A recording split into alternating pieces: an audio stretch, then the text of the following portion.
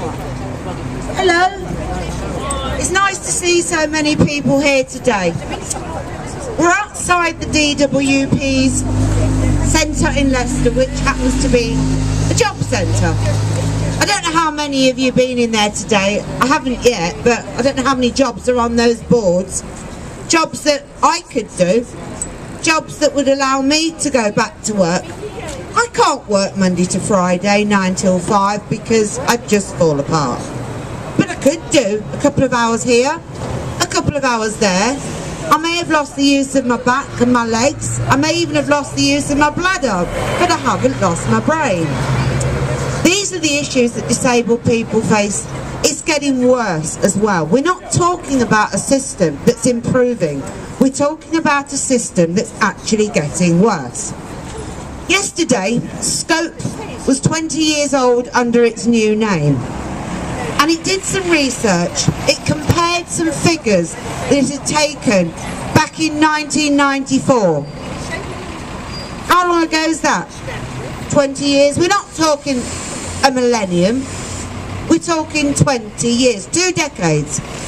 And in that time, people have gone from saying that 39% could manage on their money. That's not good enough. But today, it's half the disabled people in this country are saying they can't eat if they eat their homes.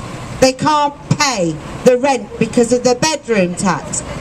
That is 5 million people. 5 million people in the 5th richest country in the world who can't eat.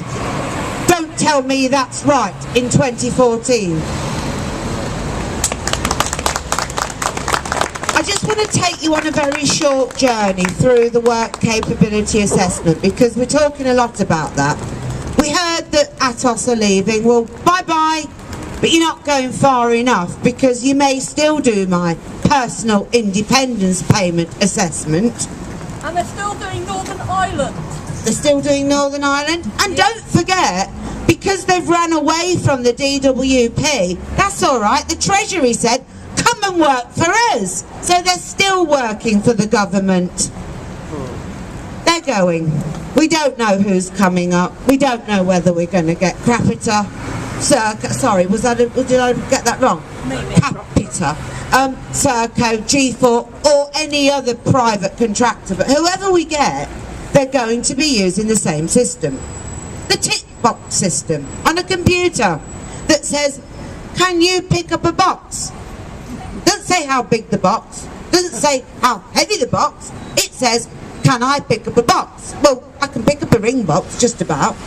But don't ask me to pick up a box with anything in it, because I can't do it. So the system doesn't work. We go for these assessments when they ever get themselves back in order. And if our doctor, our consultant say you're sick, and even if we manage to get Atos or its successor to say, okay, you're unfit for work, then the DWP come in and they go, no, you're not, and they stop your money. Just think, if you were able-bodied, you go to your doctors feeling really ill, and the doctor says, sorry to tell you, you've got to have a month off on the sick, you're really not fit for work. And you get your prescriptions, and you go to walk out the doctors to go and get your tablets, and the receptionist comes out and goes, oh, no, I don't agree with that, you're going back to work tomorrow. How would you feel? You'd be furious. You'd be on the phone to your MP, you'd be on the phone to everybody. That happens to disabled people every single day. The DWP, the people behind us and their colleagues, have the right to say, we don't care what your GP's 5 years of training says. We don't care what your 7 years plus training consultant says. We've had 3 days and we know best. And they stop your money. And so you appeal. You go to what's called a mandatory reconsideration, where somebody in an office looks at your paper and goes, do I agree or not? Now, there's no time limit on this. We have a time limit. We have to send our forms back within 28 days or else we'll get stopped. They can have forever. I don't know how long this is. It's a piece of string. I've met nobody who's gone through mandatory reconsideration and come out the end yet, so I can't tell you.